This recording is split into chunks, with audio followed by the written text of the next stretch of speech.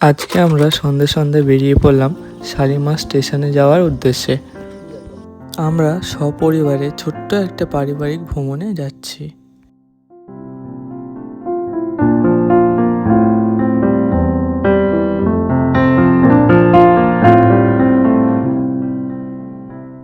এখন চলে এসেছি শালিমার স্টেশনে। এখন বাজে 7:33। এই যে আমরা এখন শালিমার স্টেশনে এসে পৌঁছেছি। আজকে আমাদের এখানে 8:30টায় ট্রেন। আমরা আজকে পুরীর জন্য রওনা দিচ্ছি। আমরা ফ্যামিলি যাচ্ছি, আমি, ভাই, বাবা, মা। আমাদের 8:30টায় শালিমার সুপারফাস্ট উইকলি এক্সপ্রেস, যেটা সোমবার এখান থেকে ছাড়ে, শালিমার স্টেশন থেকে ছাড়ে 8:30টায়। আর পুরীতে পৌঁছে দেয় পরের দিন, মানে কালকে সকালে পৌঁছে দেবে আমাদের 5:10-এ। তাহলে প্রবেশ করি ভিতরে। আমাদের ট্রেনটা 2 নম্বর প্ল্যাটফর্ম দিয়েছিল। আমরা স্টেশনের ভিতরে প্রবেশ করার সাথে সাথেই দেখতে পেলাম ট্রেনটা ঢুকছে।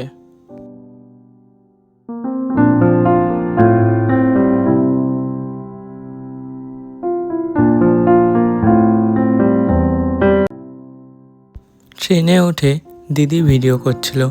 আমি, মা, বাবা সবাই যে যার নিজেদের সিটে বসে পড়েছিলাম। আমাদের ট্রেনটা ছাড়ার কথা ছিল 8:35 নাগাদ, কিন্তু সঠিক সময়ের থেকে আধ ঘন্টা লেটে 8:55 নাগাদ ট্রেনটি ছেড়েছিল।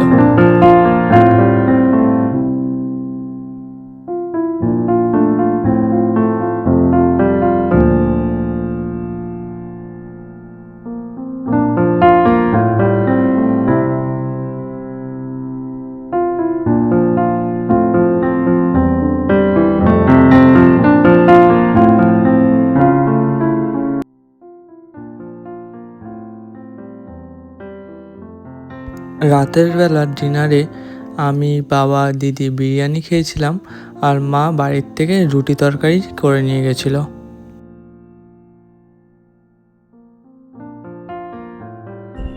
একটু দেরিতে ছাড়লেও রাতের বেলা ট্রেনটা বেশ একটু ভালো স্পিডেই যাচ্ছিল।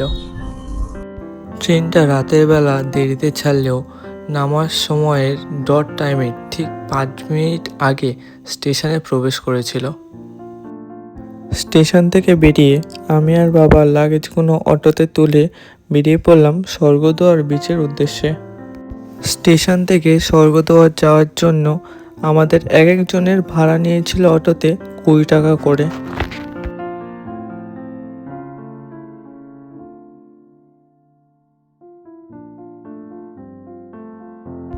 হোটেলে চেকিংয়ের সময় ছিল সকাল 7টা। আমরা অনেক সকাল সকাল পৌঁছে যাওয়ায় আমরা স্বর্গদ্বার বিচের কাছে কিছুক্ষণ বসে সময় কাটালাম।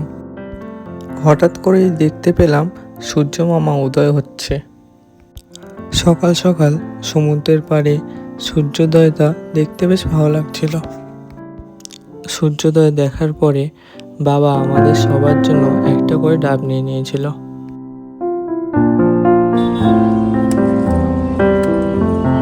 ডাব খাওয়ার পরে এখন ডাবের শ্বাস খাওয়ার পালা। আমরা এখন হোটেলের দিকে এগিয়ে চললাম।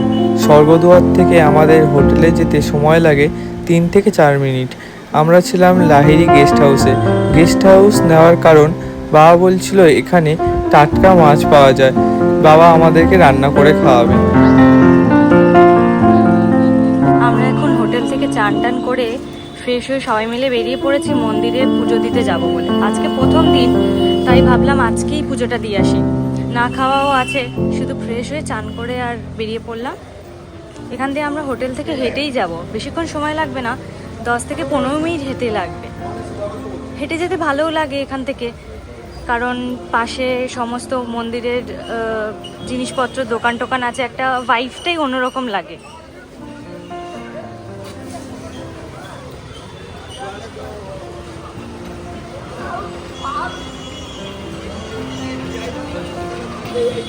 আর স্বর্গদুয়ারের বিচ থেকে মন্দিরটা খুব একটা দূরে নয়, কাছাকাছি 1 থেকে 2 কিলোমিটার হয়তো, এরকমই ডিস্টেন্স হবে, বেশি ডিস্টেন্স নয়।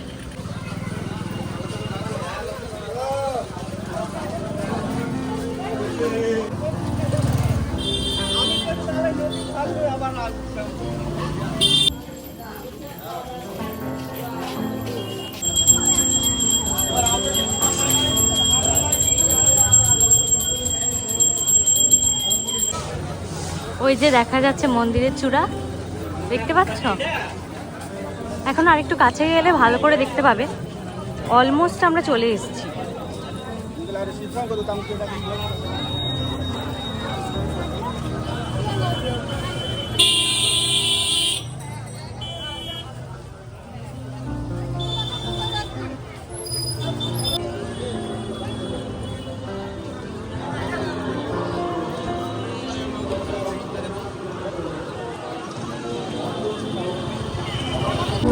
পুরী মন্দিরের মেইন ঢোকার দরজা সিংহদ্বার, কিন্তু এখন এক্সিট দিয়ে অর্থাৎ ঘোড়াদুয়ার দিয়েও প্রবেশ করায়।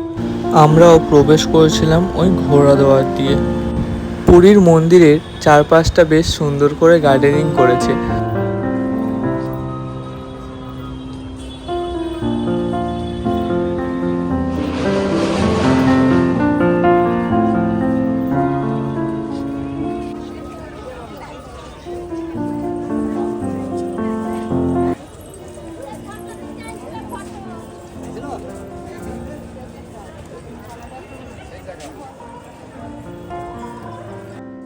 এই যে আমাদের পুজোর পোশাক, যেটা আমরা জগন্নাথের পুজোর জন্য নিয়েছিলাম, একটু খেয়েছি।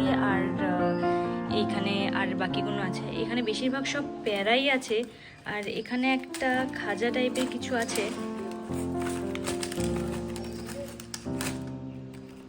এই যে একটা সন্দেশ টাইপের ছিল, হ্যাঁ এই যে আছে, এটা একটু নাড়ু, একটা নাড়ু এরকম টাইপেরই একটা সন্দেশ ছিল।